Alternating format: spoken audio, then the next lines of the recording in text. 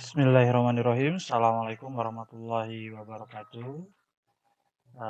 Baik, hari ini saya akan mempresentasikan salah satu tugas kajian dari mata kuliah Psikologi Pendidikan Matematik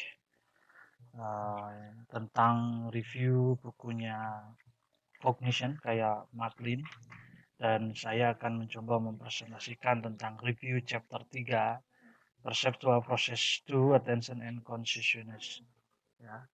Kemudian saya ucapkan terima kasih kepada Bapak Dr. Dwi Janto MS dan Ibu Dr. Skolastika Mariani MSI yang telah membimbing dalam proses pembuatan kajian review chapter 3 ini, ya.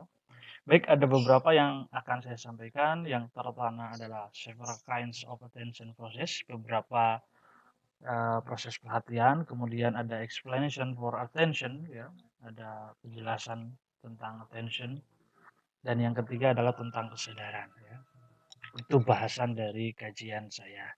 Oke, perkenalkan, nama saya Erik Santoso, pasca sarjana Universitas Negeri Semarang, program doktor pendidikan matematik tahun 2020. Oke, saya awali dari pendahuluan, ya. Yang pertama, perhatian merupakan aspek psikologi yang harus diperhatikan, terutama oleh pendidik, baik guru atau di lingkungan perguruan tinggi yaitu dosen. Yang kedua, kesadaran memiliki kaitannya dengan perhatian, jadi ini tidak bisa dipisahkan satu-satu. Kemudian perhatian berkaitan dengan informasi yang didapat, ya. Jadi kalau kita mendengarkan informasi, tentu perhatian kita mestinya terfokus pada informan tersebut, ya. Siswa dengan perhatian baik akan mampu menerima informasi dengan baik, ya. Kenapa seorang pendidik harus memahami dengan baik aspek psikologi ini? Karena berkaitan erat dengan proses pembelajaran, yaitu menerima informasi baik dari guru ataupun siswa. Dan fokus chapter ini adalah membahas mengenai perhatian dan kesadaran. Baik, kita lanjut tentang pengertian perhatian, ya. Ini saya ambil dari bukunya Matlin. Perhatian itu adalah attention in concentration of mental activity, ya.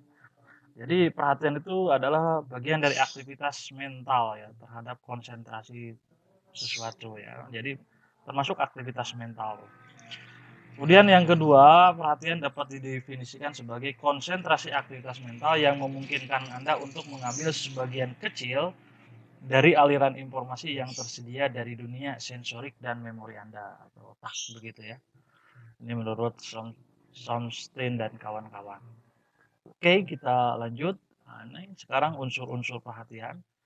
Jadi ada aktivitas mental dan ada objek yang kita perhatikan, maka kita melakukan sebuah perhatian. Oke, ini adalah jenis-jenis perhatian penting dipahami agar guru mampu menganalisis atau memahami tentang apakah siswanya sedang melakukan perhatian dengan baik atau tidak. Yang pertama adalah perhatian terbagi. Itu ada gambar seorang yang menyetir, kemudian sedang memegang HP. Ini adalah riset-riset tentang perhatian yang terbagi. Dalam tugas dengan perhatian yang terbagi, Anda mencoba untuk memperhatikan dua atau lebih pesan secara bersamaan, menanggapi setiap pesan dengan tepat, ya. Jadi otak itu merangsang kedua-duanya, ya. Contoh, ketika kita menelepon, di samping kita ada suara kereta api, tentu, ya, kedengaran kereta api dan suara yang menelepon akan sama-sama kita perhatikan. Ketika orang melakukan banyak tugas, mereka menekan batas perhatian serta batas memori kerja dan memori jangka panjang mereka. Kemudian percobaan ini dilakukan pada orang yang mengemudi dan memegang HP. Orang membuat banyak kesalahan mengemudi ketika mereka berbicara atau mendengarkan HP dibandingkan mengemudi tanpa percakapan HP. Termasuk di dalam risetnya itu tentang melakukan penginjakan rem pada saat di jalan dalam lampu merah. Itu orang yang menggunakan HP tentu tidak sensitif, tidak terlalu sensitif, ya, daripada yang fokus untuk mengemudinya. Dan ini perhatian terbagi. Apa implikasinya? Guru harus memahami dengan baik bahwa siswa memang memperhatikan satu fokus, yaitu materi yang sedang diajarkan oleh guru tersebut. Ini penting agar siswa memahami materi dengan baik. Oke, yang kedua, decoding listening atau pendengaran dikotik, ya. Ini Ada risetnya yaitu tentang mendengarkan pesan ya dari dua headset atau earphone yang berbeda. Yang kiri dimasukkan salah satu dan yang di kanan juga dimasukkan dalam salah satu. Jadi ada dua sumber suara gitu ya. Nah, ini tentu juga tidak akan fokus seperti hanya mendengarkan satu suara. Dalam penelitian klasik, orang memperhatikan sangat sedikit tentang pesan kedua yang tidak dijaga. Artinya, informasi yang didapat tidak akan maksimal. Discotic learning artinya ada pembagian pendengaran yang diambil.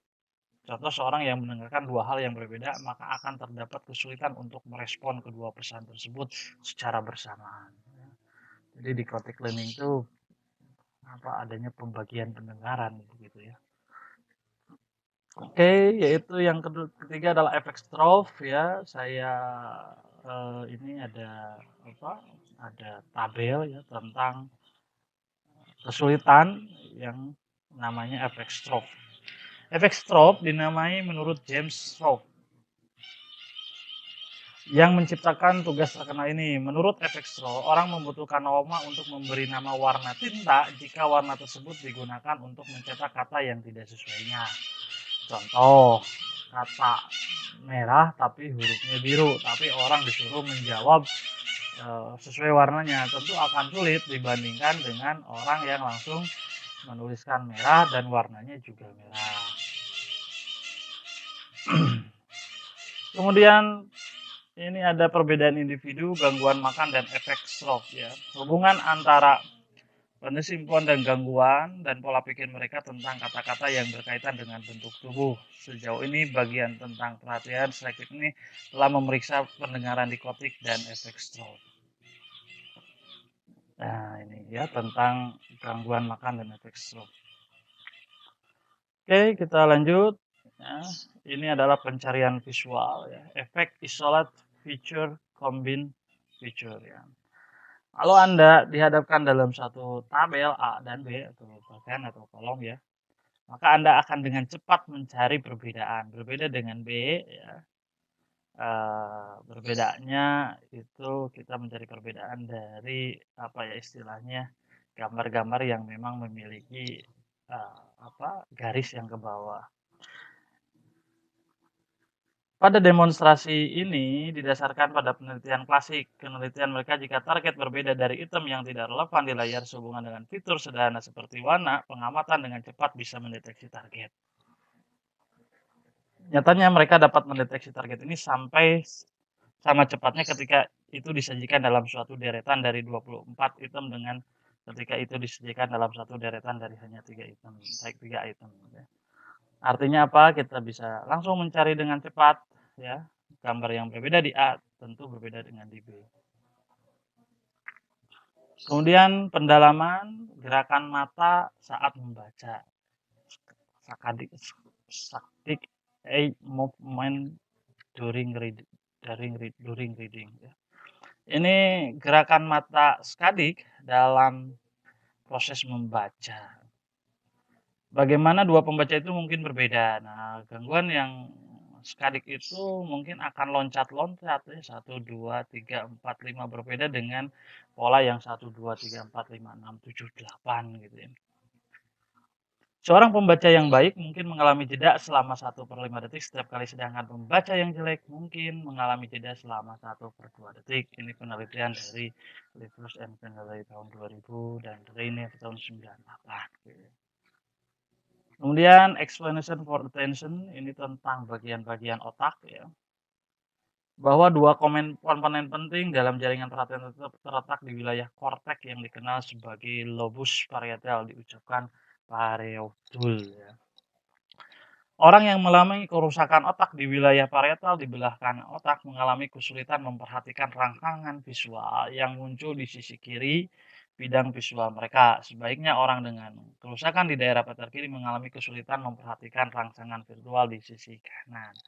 Ini penjelasan lebih jauh tentang attention dan bagian otak ya.